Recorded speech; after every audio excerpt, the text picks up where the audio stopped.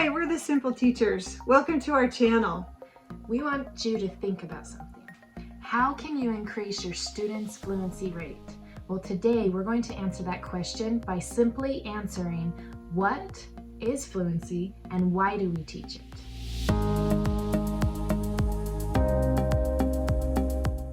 Fluency is three things. It is accuracy, rate, and prosody. And accuracy and rate are really two things that we do to measure fluency. Yeah. And accuracy, we measure that kids are reading the words accurately. And it really leads us to, are they able to decode? So sometimes if they're not accurate, we need to go back and do some phonics instruction. Rate is how many words are they reading in a minute. That kind of lets us know, are they where they need to be at this point in time? We have some benchmarks, some norms, and it's really important that we know what those norms are and we use those as a guideline to getting our students to those benchmarks, because they're just 50th percentile norms. They're really not like shooting for the moon norms. They're 50th percentile norms. So if you use DIBELS, for example, Yes. or reading fluency, those benchmarks, beginning of the year, middle of year, end of year, those are the norms that Angie's referring to. And like she mentioned, they're just the 50th percentile. Yes. So we can shoot above that, but that's 50th percentile are those benchmark norms. Yeah, and that's our rate measurement. And that just lets us know, are kids where they need to be at this point in time? Are they making the progress to get where they need to be? So progress monitoring also goes into rate. Are they getting there? Are they getting there? Are they getting there fast enough? Yeah. So those two, accuracy and rate, are measures that we use in fluency. Now, prosody. Prosody's the big one. That's the piece of fluency that we teach. We teach the prosody elements. And when we focus on teaching those, rate will improve.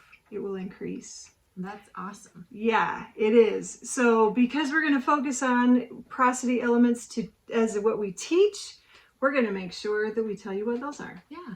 So you can download our resource we have of Let's Teach Fluency is what it's called.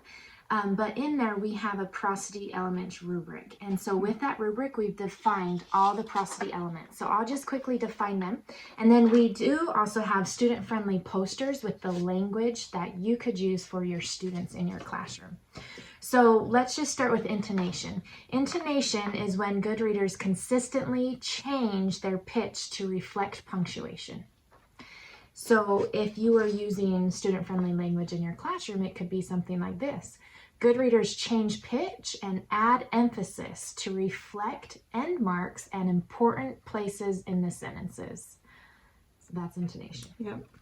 Volume and stress, a way to define that is readers stress all appropriate words in a sentence. Readers also sound natural, like in a conversation.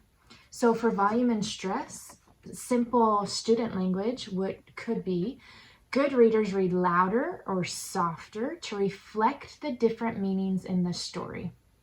So this is a little visual for our students. We need to change our loudness or softness like a volume button. For smoothness, a definition is, readers generally read smooth with minimal breaks. So a student-friendly language could be, you could tie in a robot, right?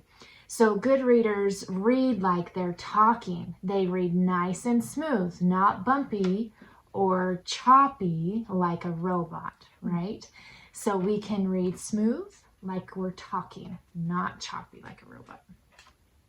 The definition for phrasing could be, readers generally are well phrased, and readers read in phrases, clauses, and sentence units according to the punctuation and for understanding. Here's a good friendly definition for phrasing. Good readers pause at commas or break a sentence into a meaningful chunk, because sometimes we know sentences don't have commas. We need to be able to break that sentence into a meaningful chunk according to its phrase. And then they stop at periods, exclamation points, or question marks. We have to pay attention to end marks and stop. And last, which combines all of them, is expression. So a good definition for expression could be consistently a reader uses their voice to reflect the author's purpose. So it's where you can add in your own voice to show emotion and meaning from the story. So when we explain this to our students, we can say that expression is when good readers use natural voices like they're talking. And we use expression when we use all the elements of prosody or of fluency, right? We need to make sure we're not forgetting intonation, volume and stress, smoothness, phrasing. And when we do that, that will help us to express our voice as the author intended. So for informational books, there's not characters. So that would sound different than with narrative books where there are characters, where we may want to add emotion to that character's voice. Sometimes, depending on our audience, we might even want to sound a little bit like that character, right? Because there's dialogue, and in narrative books there's plot, storylines, there's feeling, right? Mm-hmm. So those are the prosody elements, and they are so fun to teach as well. Yeah. And knowing that they really help increase our students' fluency's rate and fluency in general, I mean, there's not a better way to teach fluency. Yeah, and it makes listening to their reading much more enjoyable. Yeah. Which is what I like to say, oh, didn't that sound so much more exciting and Yeah. fun to listen to?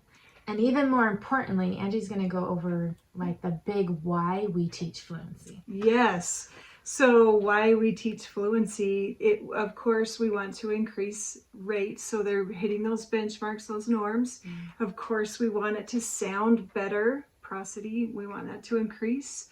But it also leads to improving comprehension. Rate and comprehension have a reciprocal relationship. That means it's like the chicken or the egg. We don't know which comes first. It's the bridge back and forth. It has this relationship that we don't know. Does fluency improve comprehension or comprehension and fluency? Which one comes first? Yeah. So we have to have both. We want really great fluency and prosody, so our comprehension is better as well.